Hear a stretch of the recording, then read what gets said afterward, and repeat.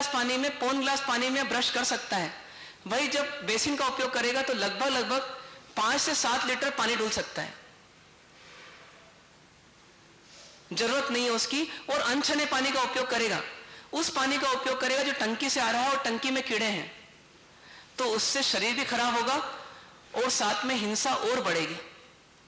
इसकी वजह कितना अच्छा तरीका हो कि हम ब्रश करें तो ब्रश करते हुए हम पानी मटके से लें, आज का छान करके आज, और उसका उपयोग कर लें। थोड़ा सा जीवन शैली को बदलना है, लेकिन हम बचत कर लेंगे। मतलब ब्रश करने में कितना पानी, तो स्टैंडर्ड बना लीजिए 7 से 8 घुट, इतना पानी आप ले लीजिए एक पॉट में और उसका उपयोग कर लीजिए। तो वॉश बेसिन का प्रयोग एक तो ब्रश करने के लिए नहीं करना और दूसरा शेविंग करने के लिए नहीं करना। आपको शेविंग करना है, आप कटोरी में एक पानी ले लीजिए या किसी मग में ले लीजिए और उसमें ब्रश गीला करना है या जो भी करना है वो कर लीजिए। मतलब अलग से बेसिन का प्रयोग नहीं करना, क्योंकि इसमें पानी का उपयोग कम होगा और धुलेगा ज्यादा। ये 2 प्रयोग हम कर लें तो हमारे जीवन में कुछ बचत हो जाएगी।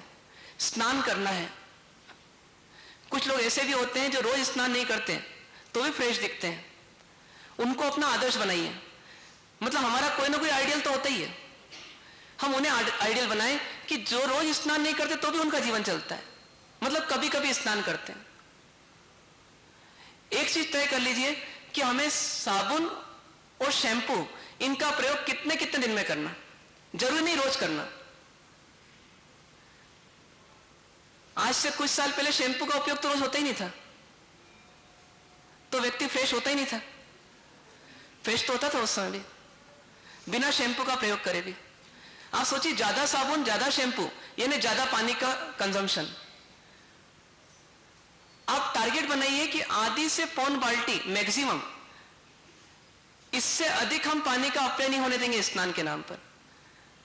कुछ लोग ऐसे भी हैं जो 1 जग, 2 जग, 3 जग में भी पूरा नहा लेते हैं, ऐसे भी उदाहरण हैं।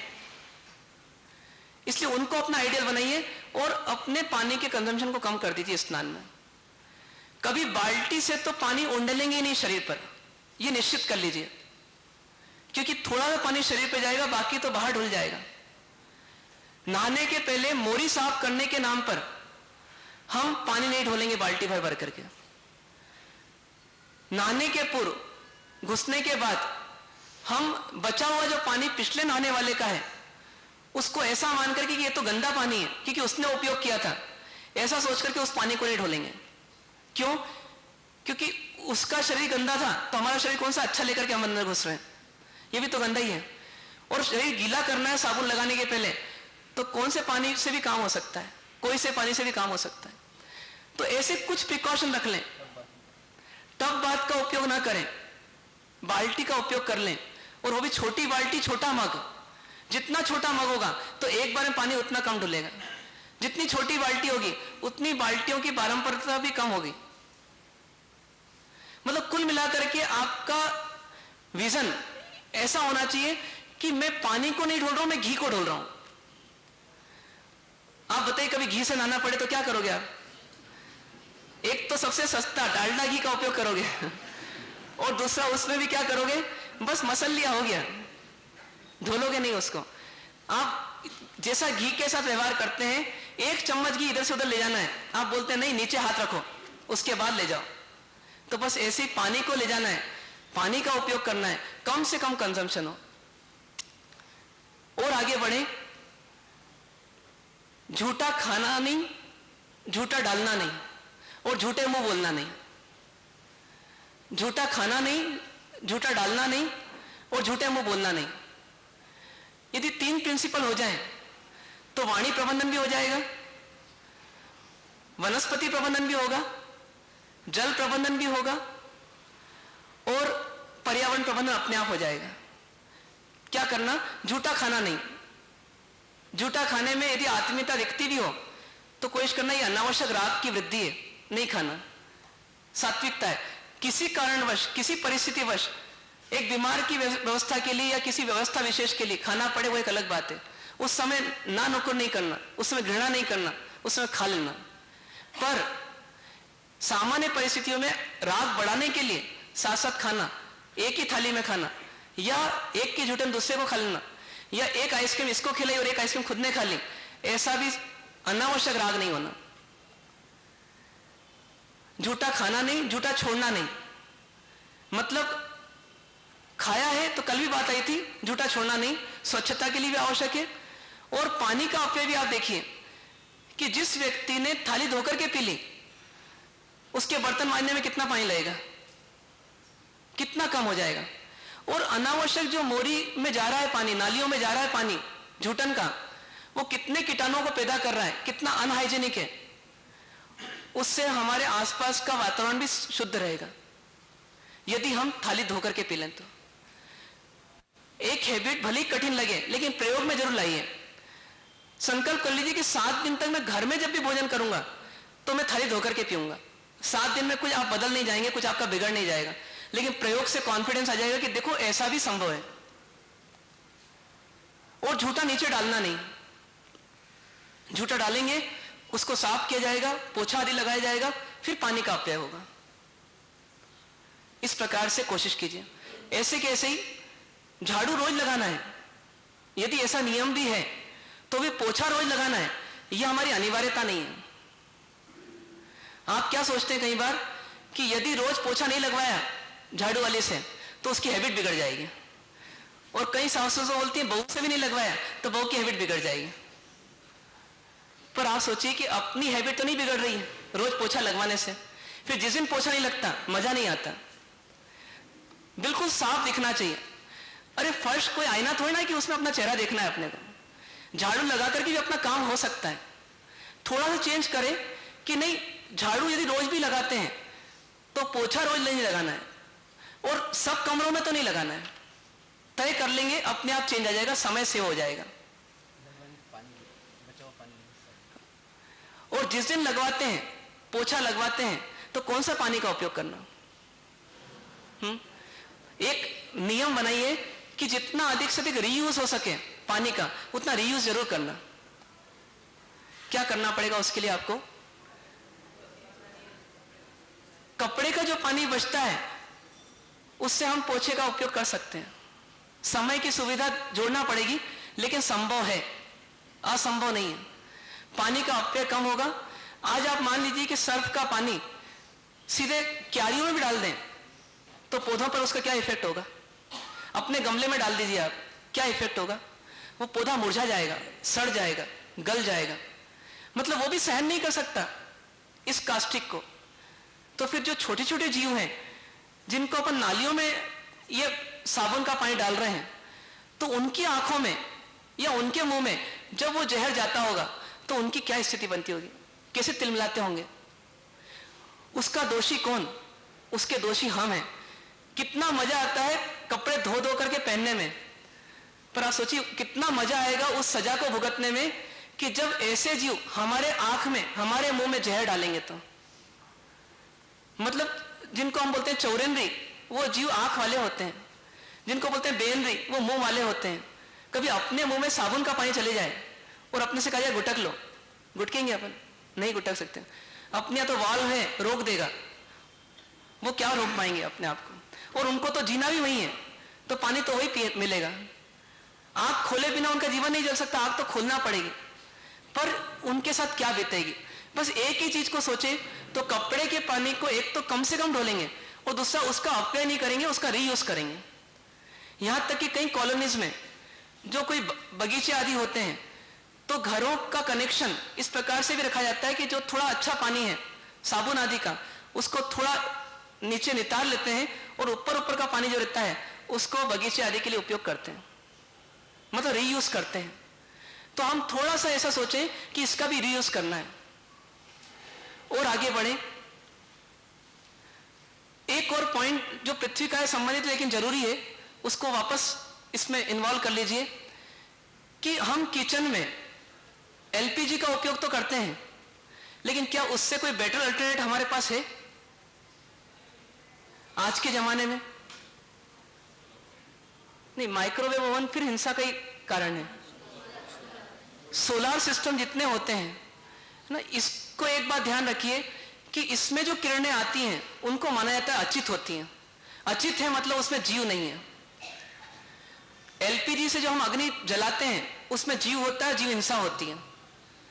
यदि हम सोलार उपयोग ज्यादा कर सके बजाय एलपीजी आदि का उपयोग करने के, तो हमारे जीवन में ज्यादा हिंसा बचेगी।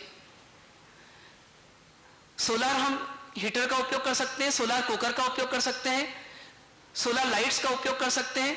मतलब सोलार सिस्टम का उपयोग करके हम बाकी जो आर्टिफिशियल लाइट्स या एलपीजी आदि का जो उपयोग है उसको रोक दें।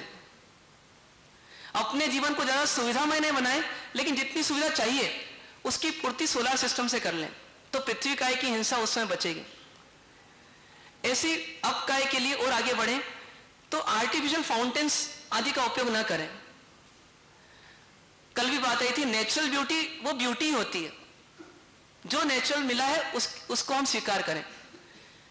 कई लोग क्या करते हैं कि अपने कारखानों के लिए, अपने गोदामों के लिए, अपनी कॉलोनी काटने के लिए या अपने प्लॉट के लिए कई पेड़ों को काटते हैं, घास को उखाड़ते हैं, किसी को फूल देते हैं भेंट, किसी को क्या देते हैं, और दूसरी तरफ क्या करते हैं, तो दूसरी तरफ अपने जीवन जीने के लिए पूरे बगीचे लगाते हैं, फिर आर्टिफिशियल फाउंटेन लगाते हैं, फिर दूसरी और चीजें लगाते हैं। ये दोनों फिर असंतुलन है जीवन का। हम बजाय वनस्पति की उत्पाद बढ़ाने के, हम वनस्पति जो उगी हुई है उसको संरक्षण प्रदान करें। ये पहली ड्यूटी है हमारी। मतलब भगवान महावीर का प्रिंसिपल ये है कि वनस्पति उगाने की बजाय वनस्पति की हिंसा मत करो। आर्टिफिशियल फाउंटेन लगाने के बजाय जो नेचुरल नदी आदि बह रहे हैं उनको प्रदूषित मत करो। ये सिस्टम रहेगा तो नेचर रहेगा, उसमें विकृतियां पैदा नहीं होगी। और आगे बढ़े, एक हमारी हरकत होती है, कभी कभी होती है लेकिन होती है। वो क्या चीज है कि हम जब किसी पिकनिक स्पॉट पर जाते हैं तो वहां नदी भी हो सकती है, कुआं भी हो सकता है, सरोवर भी हो सकता है, बावड़ी भी हो सकती है, और भी अन्य चीजें हो सकती हैं। हमारा उसमें नहाना, इसका मतलब है कि उस जल को प्रदूषित करना। अपने सिर्फ थोड़े से मजे के लिए हम इतने सारे पानी को प्रदूषित क्यों करें और इतने सारे जीवों की हिंसा क्यों करें। कल भी बात आई थी कि एक कंकड़ भी डालते हैं तो पूरे पानी में भगदड़ मचती है, और एक के ऊपर एक जीव गिरते पड़ते हैं। उसका दोषी कौन? उसका दोषी कंकड़ फेंकने वाला। वो ये ना माने कि मैंने सिर्फ कंकड़ ही फेंका है, वो ये माने कि मैंने अपनी लापरवाही से इतने सारे जीवों को एकदम उनका मर्डर किया, उनकी हत्या की है। मतलब सिर्फ एक ही एहतियात बरतें कि अपन पिकनिक स्पॉट पे जाएं या कहीं पर भी जाएं, लेकिन नदी, कुएं, बावड़ी, तालाब इनका प्रयोग नहीं करेंगे। इनसे कम से कम पर्यावरण की दृष्टि देखें तो पहले फेज में देखें तो इनसे तो वो लोग अच्छे हैं जो कम से कम मतलब स्विमिंग पूल की बॉर्डर में रहते हैं, उससे बाहर नहीं निकलते हैं, क्योंकि वहां पानी पहले से आपके लिए मुहैया है और वहां पर प्रदूषित ही है वो एक तरह से। कुएं, तालाब का उपयोग नहीं करेंगे, इतना तय कर लीजिए। ऐसे अपने जीवन में अपकाय की हिंसा कहां कहां बच सकती है, मतलब पानी की हिंसा कहां कहां बच सकती है, उसको बचाने का प्रयोग कीजिए। 2 बिंदुओं का चिंतन हमने किया है आज। पहला ये कि मिट्टी किसी भी रूप में हो, वो चाहे धातु हो, चाहे खनिज हो, चाहे लवण हो, चाहे कोई सी भी चीज हो, मिट्टी का कंजम्पशन कम से कम हो। और दूसरी चीज जल, वो भी कहीं का भी हो लेकिन उसका भी अपव्यय कम से कम हो। और इसके साथ ही एक जुड़ा हुआ पक्ष और है जल के साथ, कि उपयोग करें तो छने हुए जल का उपयोग करें या उबले हुए जल का उपयोग ही हम करें, ऐसी कोशिश हम करें। तो ये 2 प्रकार से हम अपने पर्यावरण की सुरक्षा में मदद कर सकते हैं। जितने प्रयोग आपको बताए गए हैं उनमें से अधिकांश प्रयोग वो हैं जो एक आम आदमी कर सकता है और बड़ी आसानी के साथ। उसको अपनी जीवन शैली विशेष बदलना नहीं पड़ेगी और आसानी से वो जीवन की शैली को नहीं बदलते हुए भी मतलब अपनी आवश्यकता की पूर्ति कर लेगा और किसी प्रकार का उसको दुविधा, कष्ट, पीड़ा नहीं होगी। तो कोशिश कीजिए इन प्रिंसिपल्स को अपनाने की और अपने जीवन में सुधार करने की। ओम शांति। पर्यावरण प्रबंधन यानी कि एनवायरनमेंट मैनेजमेंट। जब पर्यावरण प्रबंधन करने की बात आती है तो हमें अपने आसपास का एक वो नजारा दिखता है जिसमें अनेक प्रकार के जंतु हैं, अनेक प्रकार के पौधे हैं, अनेक प्रकार के बड़े बड़े प्राणी हैं, और ये सब अपना अपना जीवन जी रहे हैं। कोई जन्म ले रहा है, कोई मृत्यु पा रहा है, कोई भोजन सोया है, कोई बीमार भी है, किसी को कोई मनुष्य मार भी रहा है और कोई मनुष्य से बचने का प्रयत्न भी कर रहा है। सब तरह के प्राणी जगत जो हमारे आसपास है, ये हमारा पर्यावरण है। इस पर्यावरण के प्रति हमारी दृष्टि कैसी हो? तो दो दृष्टि हमारे सामने है, एक पाश्चात्य दृष्टि है और एक प्राच्य दृष्टि है। पाश्चात्य दृष्टि मतलब वेस्टर्न एटीट्यूड और प्राच्य दृष्टि मतलब इंडियन एटीट्यूड। जब पाश्चात्य दृष्टिकोण की बात आती है तो वहां का एक प्रिंसिपल है कि इस संसार में जीवों का क्या संबंध है। उनके पास एक दृष्टिकोण है अपना, वो कहते हैं जीवो जीवस्य भोजनम, जीव ही जीव का भोजन है। इस संसार में क्या चल रहा है? तो the struggle for the existence, अपने अस्तित्व के लिए संघर्ष, ये इस संसार में चल रहा है। ये पाश्चात्य दृष्टिकोण है और हम में से कई लोग इस दृष्टिकोण को मानते हैं, स्वीकार करते हैं, जानते भी। जब ऐसा बोला जाए कि इस दुनिया में एक खाद्य श्रृंखला चल रही है, एक फूड वेब चल रही है और इस फूड वेब में एक प्राणी का भोजन दूसरा प्राणी बन रहा है, दूसरे प्राणी का भोजन तीसरा प्राणी बन रहा है और इस प्रकार की एक श्रृंखला, कड़ीदार श्रृंखला चल रही है। तो आपको सुनकर के इसमें कुछ गलती लगती है, कुछ ऐसी फीलिंग होती है कि ये तो गलत है, ये प्रिंसिपल गलत है। हमें से कोई शायद नहीं बता पाए या कोई मान भी नहीं पाए, क्योंकि ये सत्य तो लगता है। आज मान लीजिए कि एक बकरा है, वो क्या खाता है? घास खाता है। घास को बकरा खाता है, बकरे को शेर खाता है, शेर को इंसान मारता है और अपने उपभोग की वस्तुएं बनाता है। ये एक श्रृंखला तो चल रही है। इसको हम कैसे नकारें कि श्रृंखला नहीं चल रही? इसलिए हम में से कई लोग स्वीकार कर लेते हैं कि सत्य है जीवो जीवस्य भोजनम, और हर प्राणी अपने आप को बचाने के लिए लगा हुआ है और दूसरा प्राणी उसको मारने के लिए लगा हुआ है। जब हिरण के पीछे शेर भाग रहा है तो हमें स्वतः महसूस होता है कि हिरण बचने की कोशिश कर रहा है और शेर मारने की कोशिश कर रहा है। मतलब स्ट्रगल फॉर द एग्जिस्टेंस चल रहा है, अपने अस्तित्व के लिए संघर्ष चल रहा है। पर अब एक दृष्टि आप प्राच्य दृष्टिकोण से देखिए इसको, इसी व्यवस्था को, इसी घटना को, इसी परिस्थिति को आप एक प्राच्य दृष्टिकोण से मतलब भारतीय दृष्टिकोण से देखिए। वह कहती है परस्परो ग्रहो जीवाणु, एक जीव दूसरे जीव का भोजन नहीं है, एक जीव दूसरे जीव का उपकारी है।